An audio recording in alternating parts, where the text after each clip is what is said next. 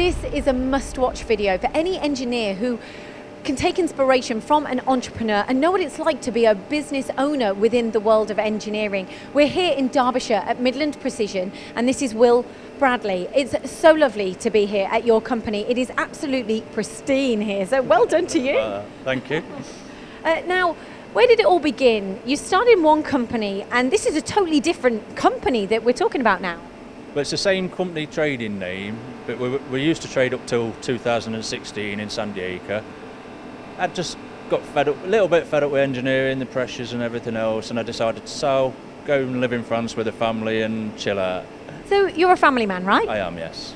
Yeah. And so you went to live in France to be with the family. So what changed?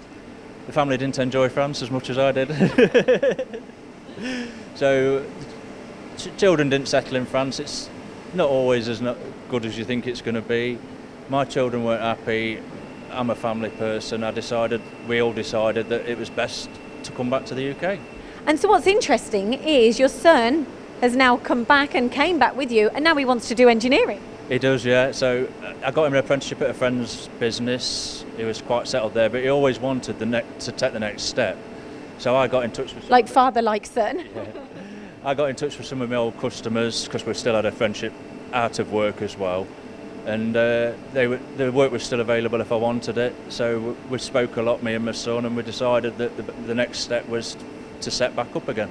See, it's not easy, is it? So if you have got someone that you admire and you want to follow in their footsteps and you've got all the contacts, that must have then led you on to the next step of building this business back up again. Starting it all back up again. So yeah, we spoke about it a lot.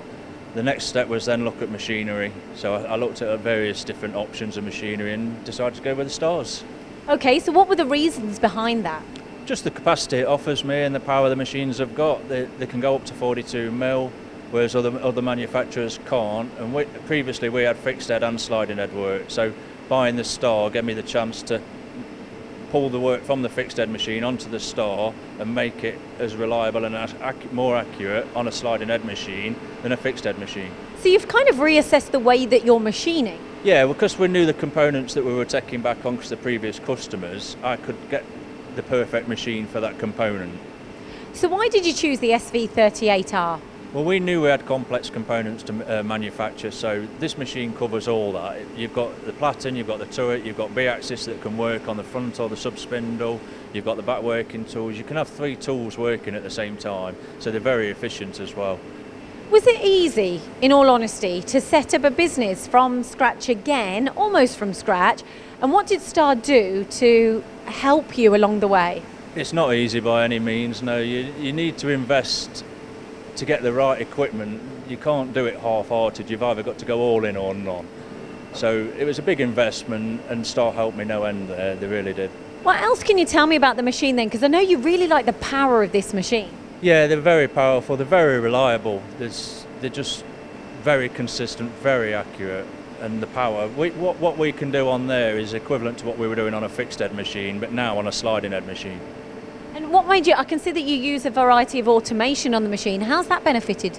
It just gives you a lot better component. They're not dropping on top of each other, they're not getting damaged. You can leave the machines running for unmanned hours a lot longer, and when you come in to check the machine, there's no parts that are damaged and a lot more reliable. So if anyone was considering a sliding head machine, what would you say to them? What would you tell them to think about?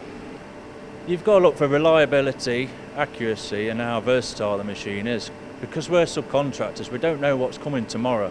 And you can buy a machine for a certain job, but then it don't suit the jobs you're going to get in the future.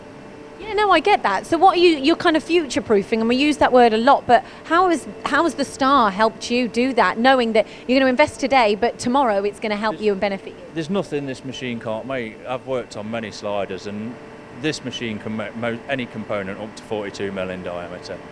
So there you have it, a business owner, an entrepreneur with the help of Star GB, and basically helping to build their company up again from scratch. If you're interested in investing in a sliding head machine and looking at different ways of machining on sliding heads, then contact Star GB.